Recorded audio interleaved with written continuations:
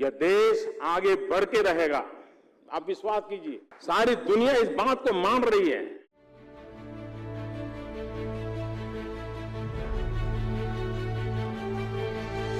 India is the most, promising countries. India is a geographical location where the whole world is looking it as a manufacturing hub. Son of soils are coming back to their own soils and getting India developed.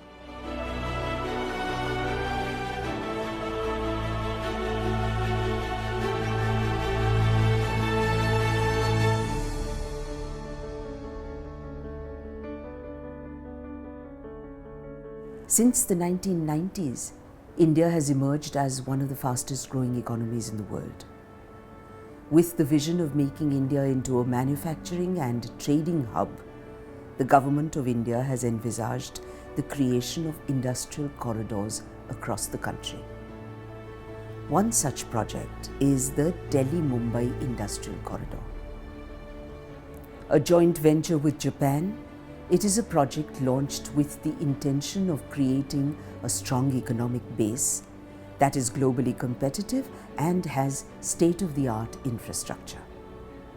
The Delhi-Mumbai Industrial Corridor is considered to be the next big chapter in the module of Indian development, the footnotes of which weave an entirely different tale.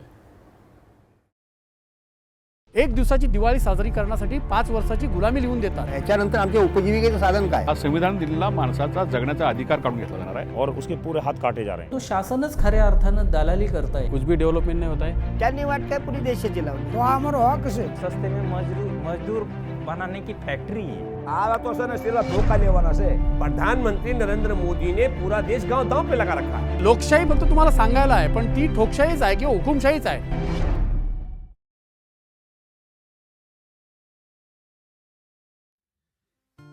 This ambitious billion-dollar project will run between Delhi, the political capital, and Mumbai, the business capital of India, along the western dedicated freight corridor which will serve as its backbone.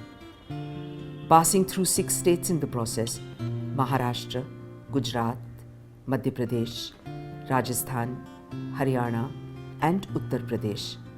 It will cover an overall distance of 1,483 kilometers. In its first phase, 8 manufacturing cities are being developed. 8 smart cities, 24 industrial regions, 2 airports, 5 power projects, 2 mass rapid transit systems, and 2 logistical hubs have been planned along the various phases of this project. India has to grow its GDP. Now GDP has to grow at about 9 to 10%. And in order to have that level of growth, you have to create the world-class infrastructure, you have to create world-class manufacturing facilities. In phase 1, we will be implementing 8 cities, out of which the work in 4 cities has already started. Doing business across along with the railway line always enables people to do a lot of exports. The commuting time between 2 different cities have been taken care by the railways, which in turn lessen the traffic on road as we go from the truck bed to the railway bed. Air connectivity, rail connectivity, bus connectivity, road connectivity, આ બધી જ બાબતોને upgrade કરવામાં આવશે. For each cities we have identified set of industries like Gujarat and Maharashtra. We are looking at industries, even big industries, which need a lot of land, like defense manufacturing, MRO, aircraft manufacturing, helicopter building. Then you have smaller places like Greater Noida and all. There again we are looking at high-tech industries, because where land is expensive. There is a 26% stake of JBIC. Apart from that, $4.5 billion investment has been committed by the Japanese. Infrastructure business is just huge, and then enormous money we need, and then but it's also promote job opportunity for local peoples. So this is also a positive effect that Japanese, as a Japan, we can bring it in India. This is for the first time in India that something of this scale has been conceptualized.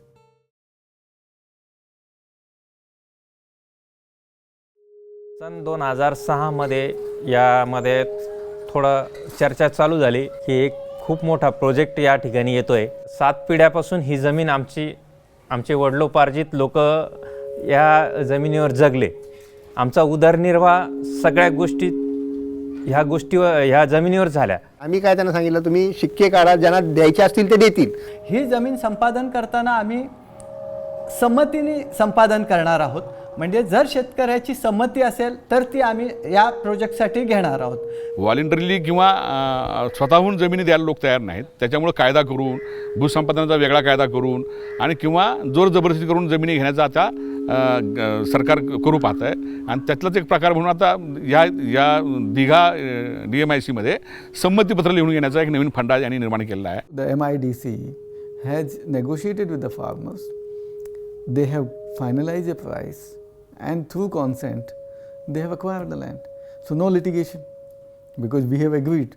आजच आमच्या जिल्ह्याच्या कलेक्टरनी press conference घेऊन सांगितलंय की जी जमीन आमच्या ताब्यात आली आहे, उरलेली जमीन आम्ही कंपल्सरी ॲक्विजिशन करून ताब्यात घेणार. म्हणजे एका बाजूला इंडस्ट्रियल कॉरिडॉरचे वरचे ऑथॉरिटी सांगतात की आम्ही कंपल्शन करणार नाही आणि दुसऱ्या बाजूला हे कंपल्शन चालू आहे. हा शेतकऱ्यांच्या मृत्यूचा किंवा गुलामीचा जाहीरनामा या संमतीपत्राद्वारे ते सही करून घेत आहेत. Consent is one of the mainstays of democracy. In Maharashtra, the government seeks the assent of landowners by distributing a consent form which states, I am giving my consent willingly when I am sane and not under any pressure, fear, and am not being misled. I am aware and I agree to the compensation which is inclusive of the rehabilitation benefits, because of which, after receiving the compensation, I will not demand for any benefits, amount, job or compensation from the government, MIDC or DMIC. I am aware and I agree to the fact that I am not eligible for the same. Unimpressed by these terms, a giant wave of disapproval rose from amongst the landowners and farmers of the Aurangabad and Raigad districts. Howls of protest resonated across the Mangaon Taluka, demonstrating their firm will to fight for their rights.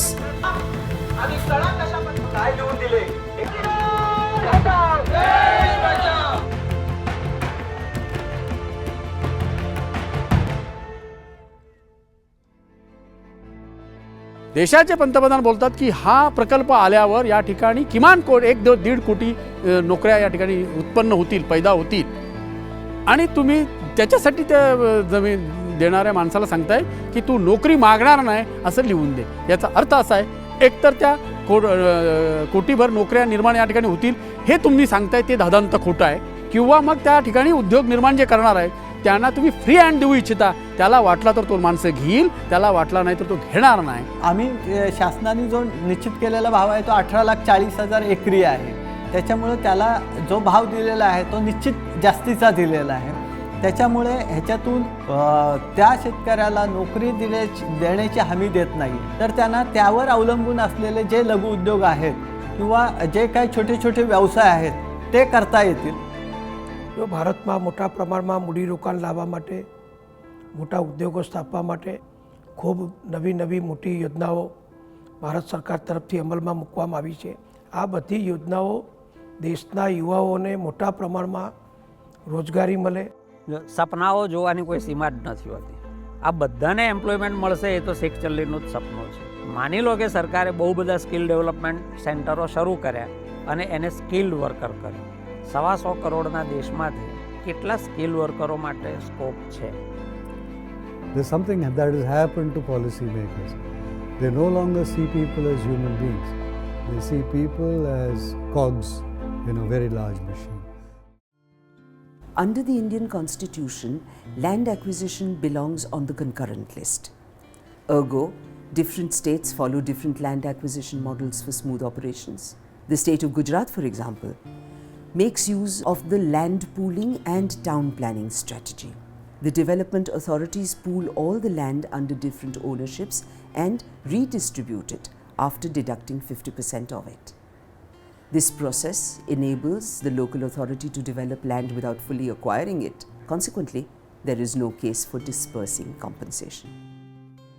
TP act में फ़ायदा ये होता है कि public private participation जैसा है कि private लोग जो है वो गवर्नमेंट को इंफ्रास्ट्रक्चर की लैंड दे, इसके सामने गवर्नमेंट उनको डेवलप प्लॉट दे दे, जो सारी इंफ्रास्ट्रक्चर फैसिलिटी के साथ उनको मिल जाए.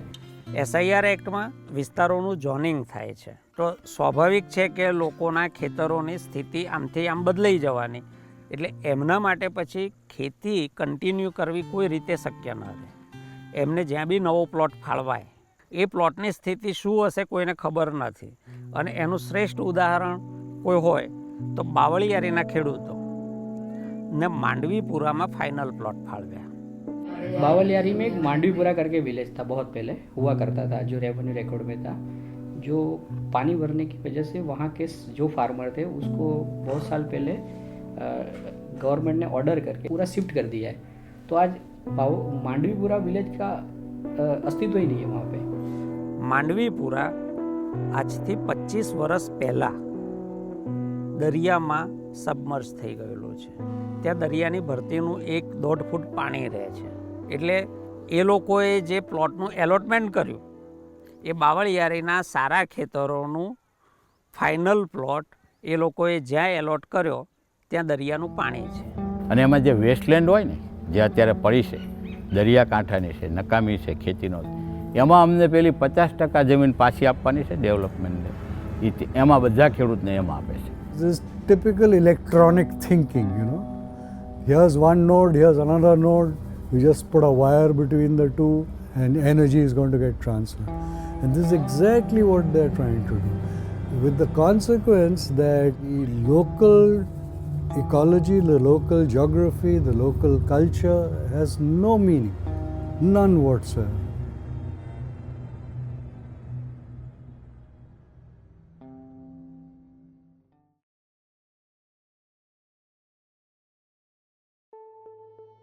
It is known to everyone who is not totally illiterate about environment that it does have an impact, because the green cover on the earth is getting lost, and that is one of the major reasons why the groundwater is getting lost. Reservoirs are not fulfilled and aquifers are being vacated. It will be a completely sustainable model, whether it is in terms of utilities, in terms of water saving, power saving, complete solid waste management system. There's no question of it being self-sustaining. Where's the water going to come from? Where's the food going to, and the energy? I think complete rubbish. We are recycling 100% water. So whatever water that goes into industrial system, the water that goes to the STP, the sewage treatment system, the effluent treatment water, all that is being recycled. अभी नीचे का जो पानी है, ये अभी ये 8-10 गांव का जो पानी है पूरा खराब हो गया, पीने लायक ही नहीं. पीने क्या, हाथ पाँव धोने लायक भी नहीं रहा.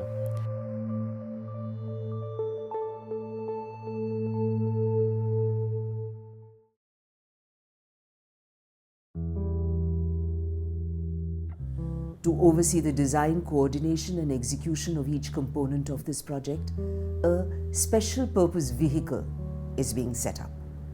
One wonders what position such an authority would occupy and how it will affect various aspects of the existing democratic framework.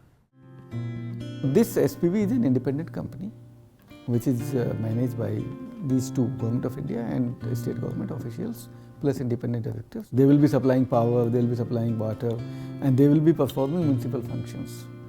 This is a special dispensation given to these SPVs. जब सेक्शन 29 के under में हमारा जो constitution है उसमें 243Q में industrial township में notification निकलता है, गांव तल के अलावा सीम तल का एरिया, तब जाके इतने एरिया के लिए म्यूनिसिपल या पंचायत फंक्शन उनके कम हो जाएंगे. मतलब लिमिटेड हो रहे, जा नहीं रहे, ऐसा है. પંચાયતના આપેલા અધિકારો એ બંધારણીય અધિકારો છે, બંધારણે આપ્યા છે. એ કોઈ નોટિફિકેશનથી ટ્રાન્સફર ન કરી શકાય.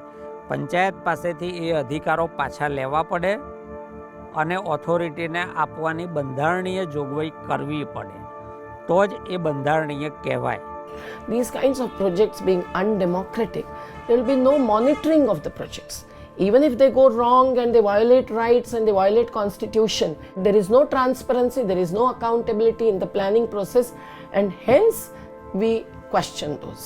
This SPV is fully accountable. It has government officers, it has officers from Government of India, it has officers of the state government. It's a fully accountable body. नहीं, वो उन्होंने एक बार डॉक्यूमेंट्री सब डुप्लीकेट बना लिया. समझो अभी मैं हूँ, अगर मेरी पढ़ाई नहीं हुई है, मैं थंब लगाता हूँ अभी कोई डॉक्यूमेंट पे, तो उन्होंने मेरे सिग्नेचर इंग्लिश में कर दी और वो डुप्लीकेट डॉक्यूमेंट्स बना ली।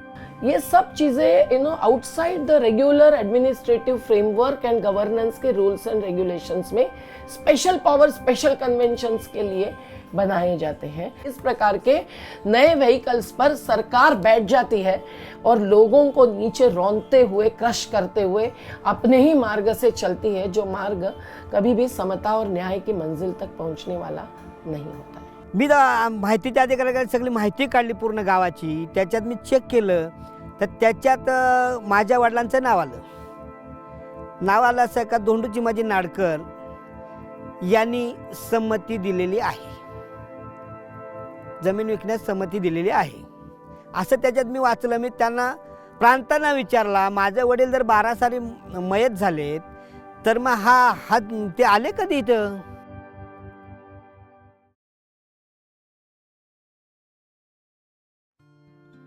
To develop the project, there's always positive and negative side. For positive side, of course, maybe as a development in the future, economy will grow, some job opportunity will be happening.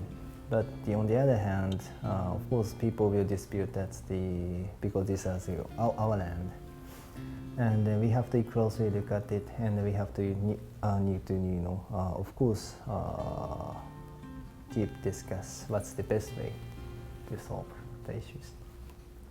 Middle ground છે, બધાને ખુશ રાખી શકાય, પણ એને સાચા એટલે જે planning કહે છે ને, અત્યારે પ્લાનિંગ માત્ર શબ્દ છે, એનો અર્થ કોઈ સમજતું નથી કે પ્લાનિંગ એટલે શું.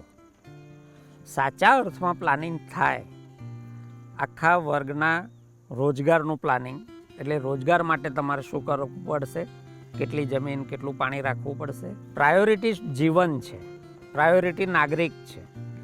આ બધા પાસાનો વિચાર કરીને તમે જે આયોજન કરો અને એને ફ્યુચર પ્લાનિંગ કહો તો એ સાર્થક થાય. બાકી 4 લીટીઓ આડી અવળી દોરવાથી કોઈ પ્લાનિંગ થતું નથી, એને પ્લાનિંગ કહેવાય પણ નહીં.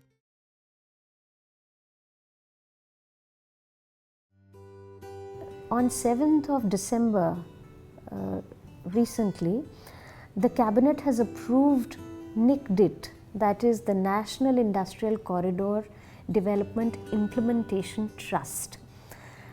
So that's a huge development and a huge shot in the arm for the development of corridors in a very cohesive and coherent kind of a manner. It is going to be an apex body under DIPP, and it's like a pentagon of corridors.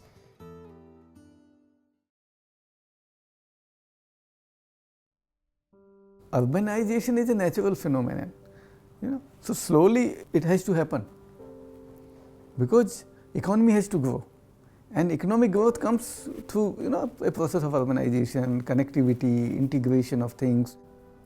I have begun to realize that actually that development already exists. It exists amongst the poor. The poor are not looking for showers. They are not looking for bathtubs, right, with all kinds of fancy gadgets. They are looking for a bucket of water to have a bath in. વિકાસ એટલે અમારા હિસાબે સામાન્ય માણસોના જીવન ધોરણની અંદર શું ફેરફાર થાય છે એને વિકાસ કહી શકાય. जहाँ अपन रहते हैं, अपनी खेती बाजू में रहती, किसान का कैसा रहता है, अगर खेती नहीं रहेंगी तो वो वहाँ रह के क्या करेगा. आजू बाजू का माहौल सब अगर आप इंडस्ट्री बना देंगे तो वो अंदर घुट के मर जाएगा. यहाँ हमारो जे रोजी रोटी है એને કોઈની તાકાત નહીં કે આ રોજી રોટી ઉપર બીજા ધંધા વિકાસ કરવા. અત્યારે લોકલ માણસને જે કલ્પના નથી એવો વિકાસ થવાનો છે. મને દેખાય છે કે સ્થાનિક માણસ એ સીધો જ તે ઇન્ટરનેશનલ લેવલ પર આવી જવાનો છે. शेवटपर्यंत माझी जमीन देणार नाही. किती आलं दडपण, काही झालं तरी जमीन माझी मी देणार नाही. देशाच्या उन्नतीसाठी असे प्रकल्प होणं गरजेचं आहे, मी ते काही नाकारत नाही, परंतु ते प्रकल्प होताना इथला शेतकरी जो उद्ध्वस्त होतोय त्याच्याकडे शासनाने लक्ष देणं गरजेचं आहे. The Delhi-Mumbai Industrial Corridor is not only a pioneer but also a blueprint for at least 4 more industrial corridors that are proposed across India. The Government of India has expressed its intention to have as many as 18 such corridors crisscrossing the country in the future. With the stakes so high, will this project pay off, or will it further aggravate existing inequalities? Will there ever be a corridor which will connect the need for sustainability and the desire for development? Will we ever reach a consensus pertaining to what development means in its truest sense? These pertinent questions will continue to remain unanswered until the government and the people of India mutually decide what progress actually means for our nation.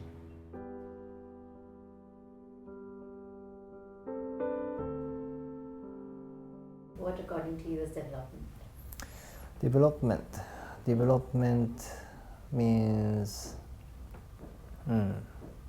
make people happy.